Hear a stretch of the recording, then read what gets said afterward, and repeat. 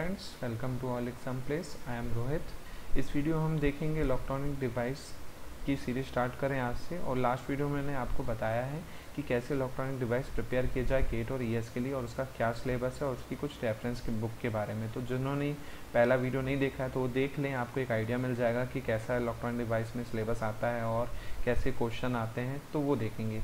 तो स्टार्ट करते हैं इलेक्ट्रॉनिक डिवाइस आज से। सबसे पहले मैं बात कर देता हूँ यहाँ पे क्लासिफिकेशन ऑफ टेम्परेचर। अब इलेक्ट्रॉनिक डिवाइस है तो इसमें टेम्परेचर की बात ना हो, ऐसा हो नहीं सकता। तो सबसे पहले हम टेम्परेचर के बारे में जान लेते हैं, कौन कौन से टेम्परेचर होते हैं। तो सबसे पहला जो है वो होता है एब्सोल्यूट टेम्परेचर। एब्सोल्यूट टेम्परेचर, अब देखिए एब्सोल्यूट टेम्परेचर जो होता है आइडल टेम्परेचर जिसे हम कहते हैं, ठीक है, ये आइडल टेम्परेचर होता है एक्चुअल में, जिसकी वैल्यू होती है 0 केल्विन और -270 डिग्री सेल्सियस। ठीक है, तो ये केवल आइडल है, ये किसी में पॉसिबल नहीं है, ना प्रैक्टिकल यूज़ में भी इसको हम यूज़ नहीं कर सकते हैं। ठीक है, उसके बाद आता है second room temperature. Room temperature जो होता है वो वेरी करता है अकॉर्डिंग टू जैसे नॉर्मल होता है। ठीक है, जैसे आप कहीं गर्म प्लेस पे तो वहाँ का रूम टेम्परेचर अलग होगा और बाकी जगह का अलग होगा। तो अप्रॉक्स 27 डिग्री सेल्सियस। ठीक है, तो अप्रॉक्स ये वेरी करता है। उसके बाद बात आती है हमारे थर्ड टेम्परेचर की, जो होता है एम्बिएंट टेम्परेचर। एम्बिएंट टेम्परेचर जो होता है, एम्बिएंट टेम्परेचर जो होता है ये थर्ड टेम्परेचर होता है। अब ये कितने डिग्री होता है, ये भी एक्चुअल में होता क्या है, एम्बिएंट टेम्परेचर सीजनल टेम्परेचर होता है। सीज़न के अकॉर्डिंग चेंज होता है, ठंड में कुछ और होगा, गर्मी में कुछ और होगा, इस टाइप से चेंज होता है। तो ये जो होता है, ज़्यादातर जो कम्युनिकेशन इक्विपमेंट होते हैं वो किस में वर्क करते हैं, एम्बिएंट टेम्परेचर पे ही वर्क करते हैं। ठीक है, तो ये आपको पता होना चाहिए। तो ये 3 टाइप के टेम्परेचर होते हैं। अब ये हमने पढ़ लिया टेम्परेचर के बारे में।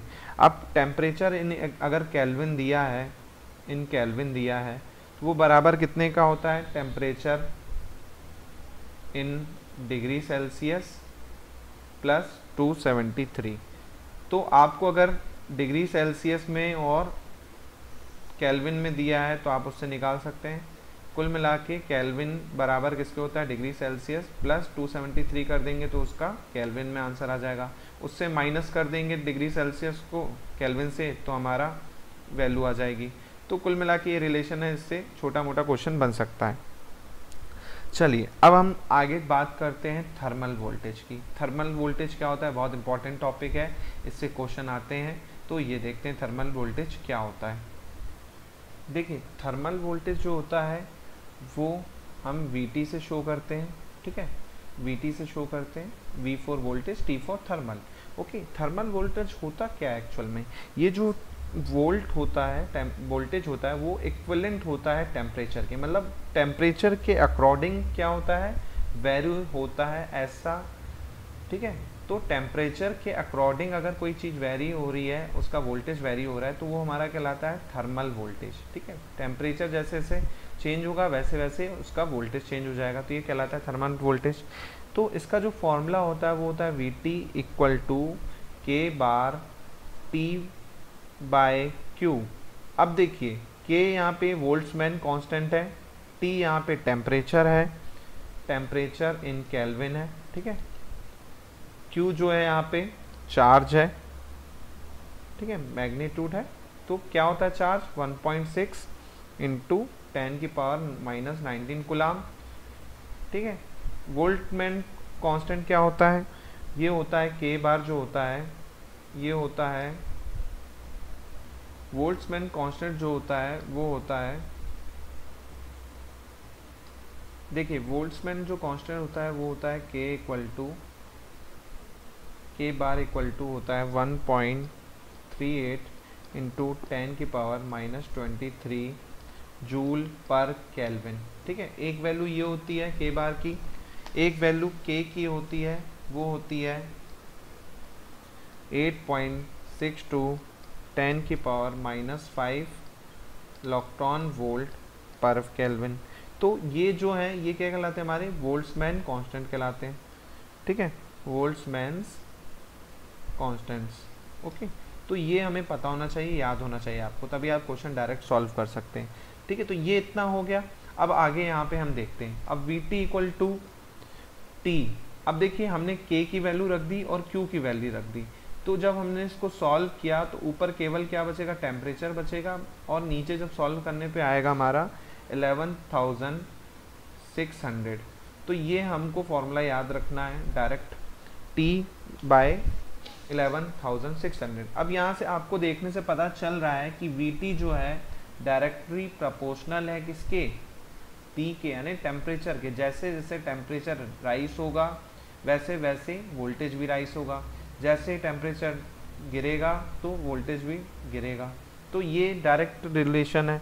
अब यदि T इक्वल टू 0 केल्विन हो जाए, यदि T इक्वल टू 0 केल्विन हो जाता है तो वैल्यू क्या हो जाएगी, T इक्वल टू 0 केल्विन, यानी या हम कह सकते हैं 0 केल्विन, तो VT क्या हो जाएगा, VT क्या हो जाएगा, 0 हो जाएगा। ठीक है, यदि T 300 केल्विन यानी रूम टेम्परेचर के आसपास हो जाता है तो इसकी वैल्यू क्या हो जाएगी, VT इक्वल टू 300 बाय 11,600। इसको सॉल्व करेंगे तो अप्रॉक्स जो वैल्यू आएगी वो आएगी 26 मिली वोल्ट। ये क्वेश्चन डायरेक्ट ईएस में आ चुका है कई बार कि रूम टेम्परेचर पे थर्मल वोल्टेज कितना होता है, तो कितना होता है, 26 मिली वोल्ट होता है। ठीक है, तो ये बहुत इंपॉर्टेंट पॉइंट है, याद रखिएगा। ये क्वेश्चन डायरेक्ट आप देख लीजिएगा ईएस का पेपर, तो उसमें आपको ऑब्जेक्टिव में मिलेगा कि रूम टेम्परेचर पे वोल्टेज कितना होता है, थर्मल वोल्टेज, तो आंसर है 26 वोल्ट होता है। ठीक है, तो कुल मिला के ये इससे वेरी करेगा। तो आपको पता होना चाहिए कि टेम्परेचर के कारण क्या हो रहा है, थर्मल वोल्टेज चेंज हो रहा है। ठीक है, तो ये बात हो गई हमारी आज थर्मल वोल्टेज की। नेक्स्ट वीडियो में मैं एनर्जी बैंड के बारे में बताऊंगा और इससे रिलेटेड, थर्मल वोल्टेज से रिलेटेड कुछ क्वेश्चन भी मैं आपको अगली वीडियो में ज़रूर दूंगा। तो ये वीडियो आपको पसंद आया हो तो प्लीज़ इसे लाइक करें, शेयर करें और मेरे चैनल को सब्सक्राइब करें और भी ऐसे वीडियोस के लिए। Thank you.